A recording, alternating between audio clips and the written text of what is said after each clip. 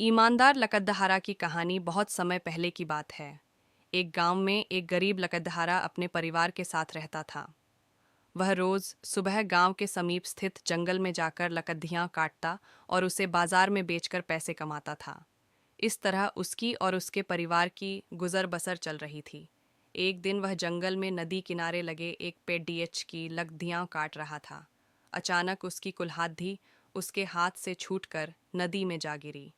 नदी गहरी थी, जिसमें उतरकर कुल्हाड़ी निकाल पाना लकड़हारे के लिए संभव नहीं था। लकड़हारे के पास एक ही कुल्हाड़ी थी। उस कुल्हाड़ी के नदी में गिर जाने से वह परेशान हो गया। वह सोचने लगा कि अब वह अपनी जीविका कैसा चलाएगा। उसके पास जीविका चलाने का कोई और साधन नहीं था। वह दुखी होकर नदी किनारे खड्डा हो गया और भगवान से प्रार्थना करने लगा, भगवान, मेरी कुल्हाड़ी मुझे वापस दिला दीजिए।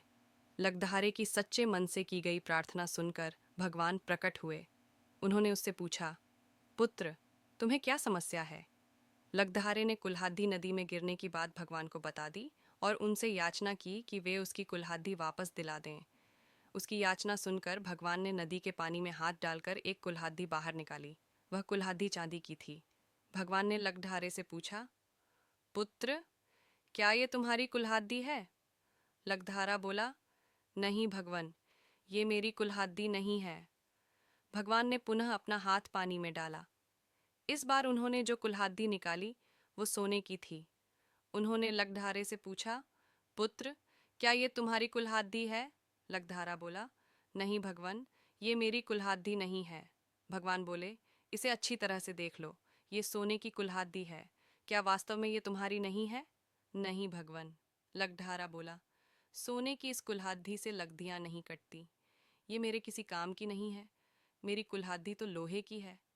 इस बार कुल्हाड़ी देख लकड़हारा प्रसन्न हो गया और बोला, भगवान, यही मेरी कुल्हाड़ी है। आपका बहुत बहुत धन्यवाद। भगवान लकड़हारे की ईमानदारी देख बहुत प्रसन्न हुए और बोले,